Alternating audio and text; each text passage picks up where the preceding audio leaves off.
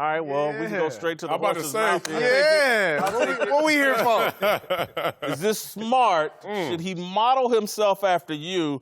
And if so, which Michael Vick? Atlanta Michael Vick or Philly Michael Vick? Philadelphia Michael Vick, hands down, with a little bit of Atlanta sprinkled in because, look, those are some special times, and I'm pretty sure that he's going to create some special moments. Look, I'm excited for this kid. I think he's going to be a great quarterback as he grow, as he gets experience, and I honestly can say that he's going to be a lot harder to deal with than I was because, I'm a little taller than him, bigger stature.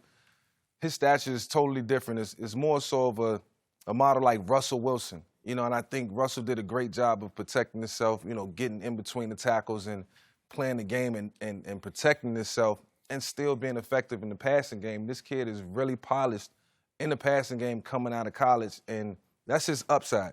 That's his upside, and then everything that he's going to be able to do from a mobility standpoint just complement his game, and he's going to be one of the biggest problems the NFL has seen in a long time from an offensive standpoint to the defensive opposition.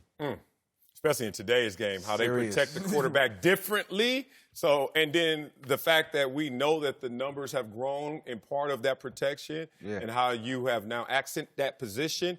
Look, it's a perfect blueprint. Dual threat played against you, Mike, obviously knowing your capabilities in scouting.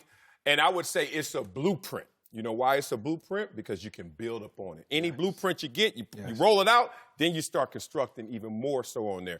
And I'm going to say this, as you have said it before, a fully singularly focused Michael Vick that is fully prepared and did all his homework, all the checks and stuff before, not just, look, I'm Mike Vick, I can roll out of bed. That was Atlanta. That was Atlanta, right? Yeah. You give all of those moments and attributes to this guy and say, build on that. Oh, my. It's next level. Scary, man. I'm with you, and it's cool to hear you say he can be even more because I'm with him. When it comes to running quarterbacks, you're the Michael Jordan of it all. Like, you started this. This is why these guys are able to have this opportunity, but he is more polished because of the passing attack that he was involved in the collegiate game. And so you take that and you put him now with guys around him that are sure-handed, that we can depend on, the Larry Fitzgeralds, the David Johnsons, these guys offensively that already will take you to another level that eliminates and alleviates some of the pressure that you have as a young quarterback. I mean, I'm going to be surprised if he's not being talked about as Mike Vick. You need to check your phone because Randall Cunningham just texted you. Steve Young might hit you up, too. I mean, it's all good. I love me some Vick, but I saw it before Vick. Don't do that. Not the way that man over there did. He took it to another level. Exactly. Steve Young and Randall Cunningham were out there tilting, too, now. This kid is just going to be something like we've never seen before. And look, I love Lamar Jackson. I love what he brings to the table. He's in the right position with, as far as coaching talent around him.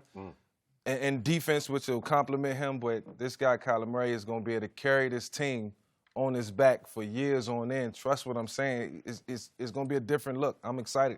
I'm going to tell you, I'm going to be completely transparent. I have a bias, Mike, against short quarterbacks. I apologize up front. Grew up with Jeff George.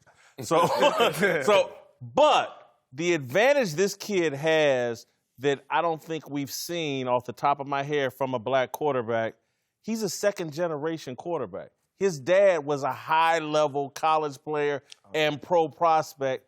I think that's going to give him a great advantage. But I want to follow up and ask you this, Mike. Joel Klatt, our college football expert and analyst, calls the games for us.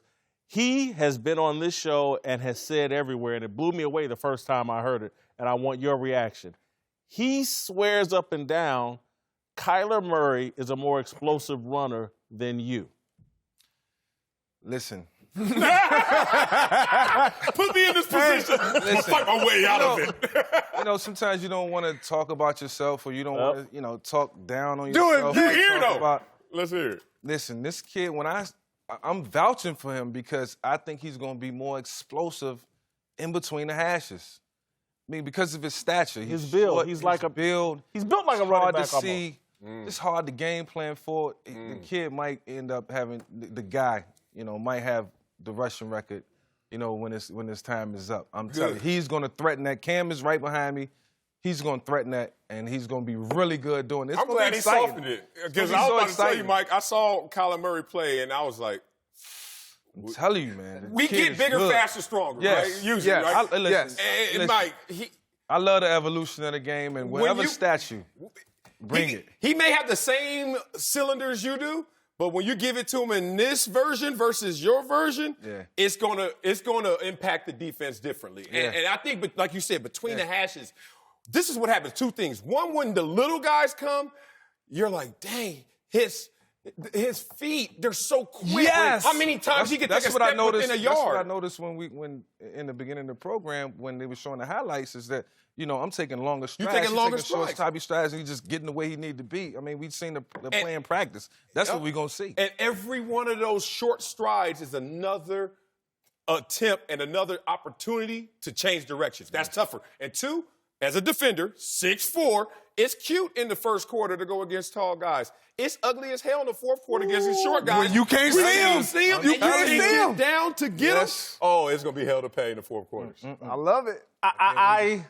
I'm starting to be sold on Kyler Murray.